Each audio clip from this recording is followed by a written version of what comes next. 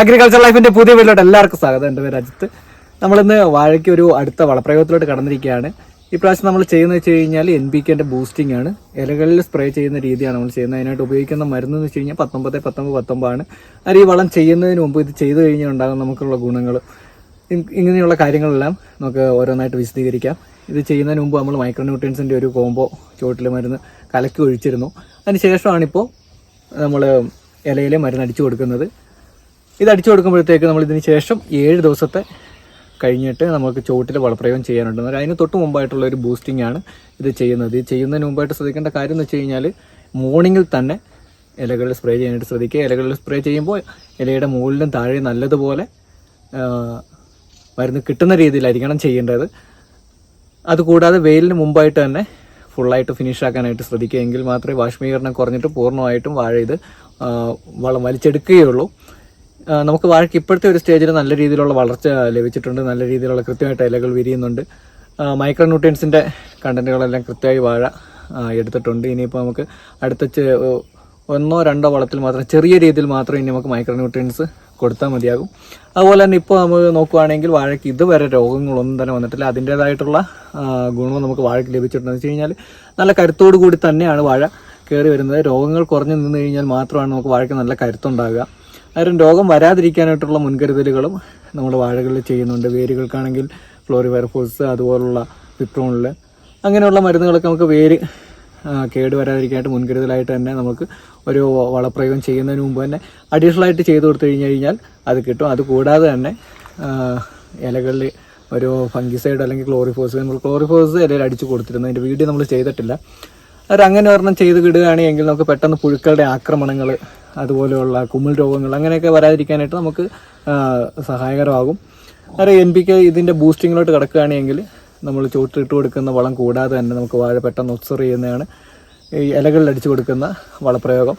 ഇത് ഒരു വളപ്രയോഗമായിട്ട് തന്നെ കണക്കാക്കാനായിട്ട് സാധിക്കില്ല. എന്ന് വെച്ച് കഴിഞ്ഞാൽ ചെറിയ രീതിയിലുള്ള ചെറിയ പേഴ്സൻറ്റേജ് മാത്രമാണ് നമുക്ക് ഇതിനകത്ത് കിട്ടുക. അന്നേരം ഒരു ബൂസ്റ്റിംഗ് ആയിട്ടാണ് നമുക്ക് കണക്കാക്കുക.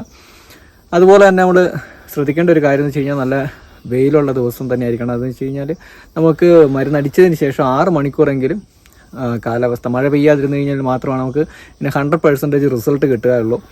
അതുപോലെ തന്നെ എന്തെങ്കിലും രോഗങ്ങളുള്ള സമയത്താണ് എങ്കിൽ ഈ ഒരു ബൂസ്റ്റിംഗ് നടത്തരുത്. ഇലകളിൽ പുഴുക്കടി അതുപോലെ ഇലക്കരിച്ചിൽ അങ്ങനെ മഞ്ഞളിപ്പ് അങ്ങനെയുള്ള രോഗങ്ങൾ എന്തെങ്കിലും ഇലയിലുണ്ട് എങ്കിൽ ഈ ഒരു ടൈമിൽ ബൂസ്റ്റിംഗ് ചെയ്യരുത്. ആ ഒരു രോഗത്തിനുള്ള മരുന്ന് ചെയ്ത് ആ രോഗം ക്ലിയർ ആയതിനു ശേഷം എനിക്ക് പൂർണ്ണമായി മാറിയതിന് ശേഷം മാത്രമേ ഇലകളിൽ പിന്നീട് സ്പ്രേ ചെയ്യാവുള്ളൂ. അല്ലെങ്കിൽ വാഴയ്ക്ക് കൂടുതലായിട്ട് ക്ഷീണം വരികയും പിന്നെ അത് രോഗത്തിൻ്റെ അളവ് കൂടുകയും ചെയ്യും. അന്നേരം വാഴയ്ക്ക് ഒത്തിരിയേറെ എന്താ പറയുക വളർച്ചേനെ അത് ബാധിക്കുകയും ചെയ്യും. പിന്നെ നമ്മൾ അതിനെ കവർ ചെയ്യാനായിട്ട് കുറേയേറെ സമയമെടുക്കും. അതുകൊണ്ടാണ് രോഗമുള്ള സമയങ്ങളിൽ നമ്മൾ മരുന്ന് ചെയ്യരുത് എന്ന് പറയുന്നത്.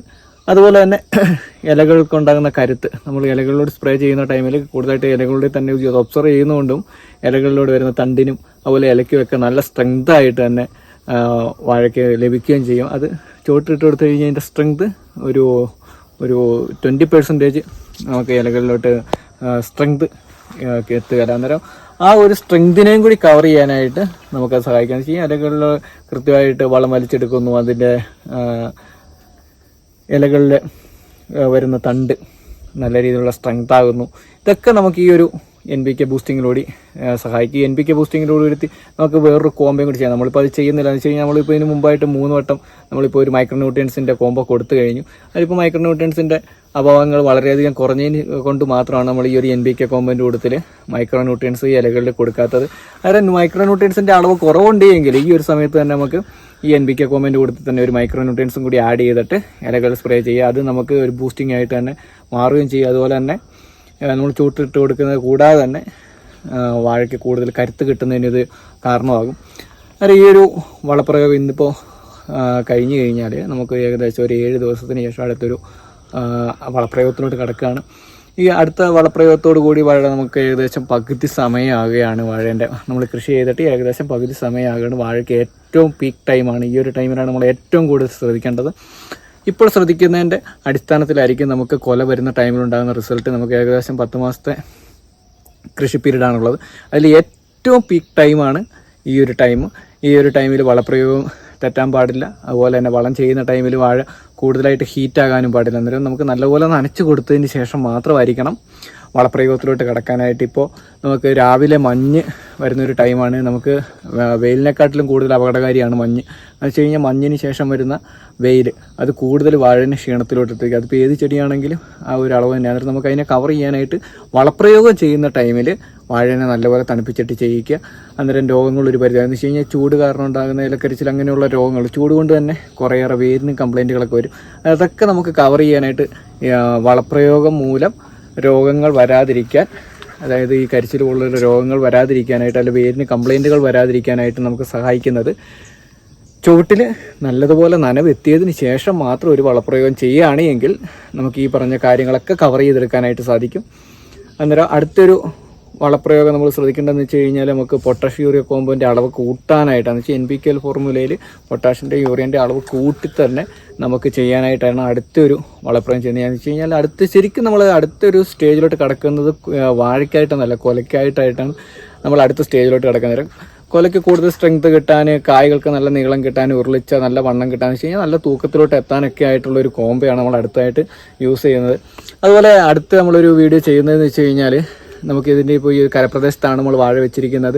അത് ഇതിൻ്റെ കുറച്ച് ഭാഗങ്ങളിൽ വെള്ളം കൂടുതലായിട്ട് കിട്ടാൻ പ്രയാസമുള്ള ഒരു ഏരിയയാണ്. അന്നേരം നമുക്ക് എല്ലാ ടൈമിലും അങ്ങോട്ടേക്ക് വെള്ളം എത്തിക്കുക എന്ന് വെച്ച് കഴിഞ്ഞാൽ ഒത്തിരിയേറെ ചിലവുകൾ സംഭവിക്കുന്ന ഒരു കാര്യമാണ്. അതൊക്കെ നമുക്ക് നമ്മുടെ പ്രോഫിറ്റിനെ ബാധിക്കുന്ന ഒരു കാര്യം കൂടിയാണ്.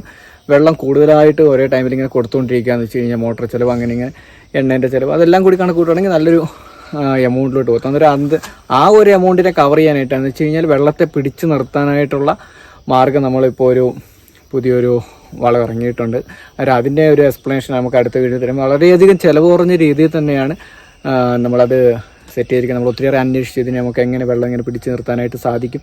അങ്ങനെ നമ്മൾ ഒരു പ്രോഡക്റ്റ് കണ്ടെത്തിയിട്ടുണ്ട്. അതിനെക്കുറിച്ചുള്ള ഡീറ്റെയിൽസ് നമ്മൾ ആ പ്രോഡക്റ്റ് യൂസ് ചെയ്യുന്ന ടൈമിൽ നിങ്ങൾക്ക് കൂടുതലായിട്ട് വിശദീകരിച്ച് തരാം. അത് വെള്ളം വളരെ കുറഞ്ഞ ആൾക്കാർക്ക് അത് ഉപകാരപ്പെടുകയും ചെയ്യും. അത് ഇന്നത്തെ ഈ ഒരു കാര്യങ്ങൾ, ഈ NPK കോമ്പോയിലെ കാര്യങ്ങൾക്ക് നിങ്ങൾക്ക് മനസ്സിലായെന്ന് വിചാരിക്കുന്നത് വെച്ച് കഴിഞ്ഞാൽ NPK ചെയ്ത് കഴിഞ്ഞാൽ ഒരു ബൂസ്റ്റിംഗ് ആണ്. അത് ആദ്യം മനസ്സിലാക്കുക. വളപ്രയോഗം 100% വളപ്രയോഗമല്ല.